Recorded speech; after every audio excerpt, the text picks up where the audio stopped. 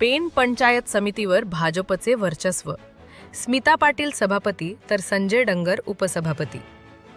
Pen panchayat समितीच्या सभापती आणि उपसभापती पदाची निवड आज पंचायत समितीच्या दालनात पार पडली.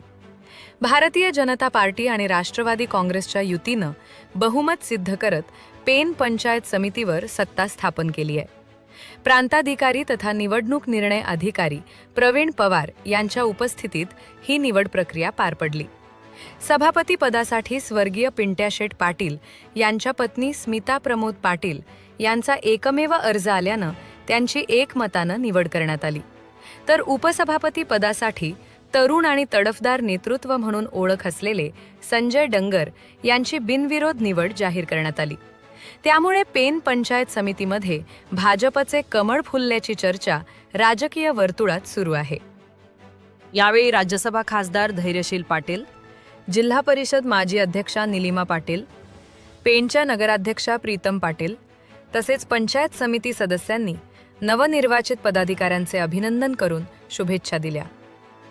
पंचायत समितीत भाजपचे एकूण 8 सदस्य निवडून आल्याने भाजपने येथे एकहाती सत्ता प्रस्थापित केली आहे. नवनिर्वाचित सभापती स्मिता पाटील यांनी वरिष्ठ नेत्यांनी दिलेल्या संधीचा योग्य उपयोग करून सर्वसामान्य नागरिकांच्या समस्या सोडवण्यासाठी प्रामाणिकपणे काम करणार असल्याचे सांगितले. पंचायत समितीच्या माध्यमातून विकास कामांना गती देण्याचा प्रयत्न करणार असल्याचा विश्वास त्यांनी व्यक्त केला. कार्यक्रमाच्या शेवटी गट विकास अधिकारी गजानन लेंडी यांनी सर्व नवनिर्वाचित पदाधिकाऱ्यांचे स्वागत केले. सगळे पदाधिकारी आपले सर्व जे निवडून आलेले पंचायत समितीचे मेंबर हे सगळे आभार मानत आहेत आमचे ज्येष्ठ नेत्यांचे, धारप साहेब, धैर्यशील दादा पाटील, रविशेठ पाटील यांच्या मार्गदर्शनाखाली हे सर्व घडवून आणलं आहे. आज खरंच आनंदाचा दिवस आहे. भारतीय जनता पार्टी आणि राष्ट्रवादी काँग्रेस यांच्या महायुतीच्या माध्यमातून आज इथे सभापती आणि उपसभापती याची निवड झालेली आहे.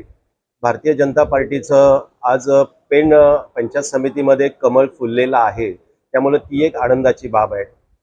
आपल्या देशाचे पंतप्रधान आदरणीय मोदी साहेब आणि महाराष्ट्राचे दमदार नेतृत्व असणारे फडणवीस साहेब यांच्या आशीर्वादानं या राज्यामध्ये अनेक कार्यकर्ते काम करत असतात. परंतु पेन तालुक्यामध्ये आदरणीय खासदार धैर्यशील दादा पाटील, आदरणीय आमदार रविशेठ पाटील साहेब आणि आमचे या रायगड जिल्ह्याचे प्रमुख धारप साहेब यांच्या मार्गदर्शनाने येथील कार्यकर्ते काम करत असतात. आणि आमच्या सर्व पक्षाच्या जबाबदारीने ही जनतेने आमच्यावर दिलेली एक जबाबदारी आहे आणि जनतेचे प्रश्न आणि जनतेच्या समस्या सोडवण्यामध्ये आम्ही सगळ्यांना सोबत घेऊन काम करू, एवढं मात्र आम्ही सांगू इच्छितो. आपण पाहत आहात शिवतेज समाचार न्यूज चॅनल.